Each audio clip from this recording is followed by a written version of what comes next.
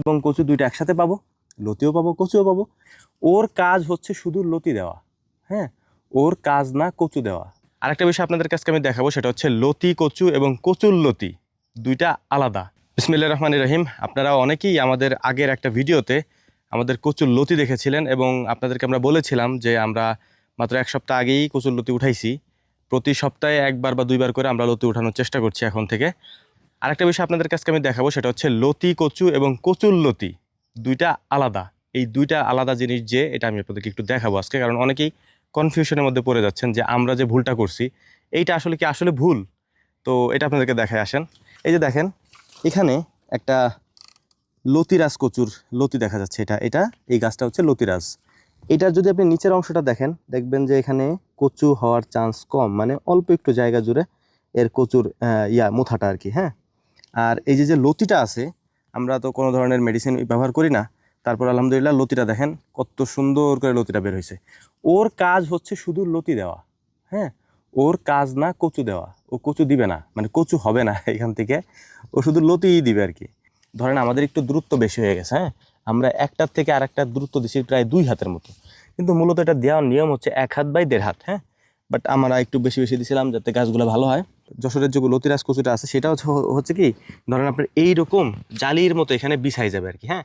এখান থেকে প্রায় 15-20টা ছাড়বে, এটা থেকে 15-20টা ছাড়বে, আবার পিছনেরটা থেকে 15-20টা ছাড়বে, এরকম করে পুরো জায়গাটা একবারে জাংলা বলি আমরা আর কি, ওরকম বিছায় যায়। তো আসেন আপনাদেরকে দেখাই যে এইটা তো লতিরাজ কচু, একটা দুইটা এরকম আছে। এখানে যে বাকি কচুগুলো আছে যেগুলো থেকে আমরা কচু পাবো আর কি, ওইগুলো আপনাদেরকে দেখে আসেন। এই যে দেখেন একটা কচু এখানে আছে, আমি আপনাদেরকে সুন্দর করে দেখাচ্ছি। এইটা হচ্ছে কচু, হ্যাঁ, এটা থেকে কচু হবে। দেখেন আমরা কিন্তু একসাথেই লাগাইছি, ওই লতিরাজ কচু এবং এইগুলাকে আমরা একসাথেই লাগাইছি। এটার অবস্থা দেখেন। এইটা হচ্ছে ওর লতি, ওর লতির কালার আর ওই যে আমি যেটা আপনাদেরকে এখন দেখাইলাম ওইটার কালার কিন্তু এক না, হ্যাঁ। এইটার কালার দেখেন একটু কালচে কালচে আর কি। এইটা খাইতে টেস্ট বেশি, এটা স্বাদ বেশি, এবং এইটার সাথে সাথে এই যে ইয়াটাও হবে, এই যে কচুটাও হবে। দেখেন এটা এখনই বাজারজাত করা যায়, এটা তো আরও এই পর্যন্ত উঠবে, এটা এখনই কেটে বাজারজাত করা যায়। তো মূলত এইখানেই হচ্ছে পার্থক্য। এইটা আমরা চাষ করলে লতি এবং কচু দুইটা একসাথে পাবো, লতিও পাবো কচুও পাবো।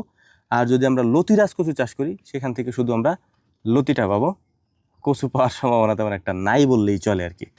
এই যে দেখেন এখানে 2টা কচু গাছ একসাথে পাশাপাশি আছে, একটার মধ্যে লতিরাজ, হ্যাঁ, এটা হচ্ছে লতিরাজ কচুর লতি, যেটা একেবারে সবুজ, দেখতে অনেক সুন্দর মোটা, হ্যাঁ। এবং এটার নিচে যদি আমি আপনাদেরকে একটু দেখাই, দেখেন কচু কিন্তু তেমন একটা নাই, হ্যাঁ। এর একটু সাইডেই হচ্ছে এইটা, হ্যাঁ, এইটা হচ্ছে আপনার যেটা আমরা কচুর লতি বলি আর কি, এইটা হচ্ছে কচুর লতি। এটা দেখেন এই যে কালচে কালারের, কিন্তু এর লতি যতটুকুই হোক, কচু কিন্তু হয়ে গেছে অনেক বড়। তো এইটাই হচ্ছে দুইটার মধ্যে পার্থক্য। আমরা যা দেখছি এই কয়দিনে, হয়তো আরও আমাদের শিখতে হবে, যেহেতু একটা লতিরাজ কচুটা আমরা লাগাইছি, দেখতে দেখতে হয়তো আপনাদেরকে আমরা আরও বলতে পারবো। তবে লস নাই আলহামদুলিল্লাহ, আমরা 3 মনের মতো তো অলরেডি বিক্রি করলাম, ভালো দামেই বিক্রি করছি।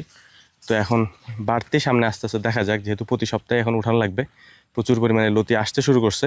এর পাশাপাশি কচু গাছগুলো অনেক মোটা হয়ে গেছে আর কি, কিছুদিনের মধ্যে হয়তো বাজারজাত করা যাবে ইনশাআল্লাহ। তো আমাদের জন্য দোয়া করবেন। আসসালামু আলাইকুম রহমতুল্লাহ।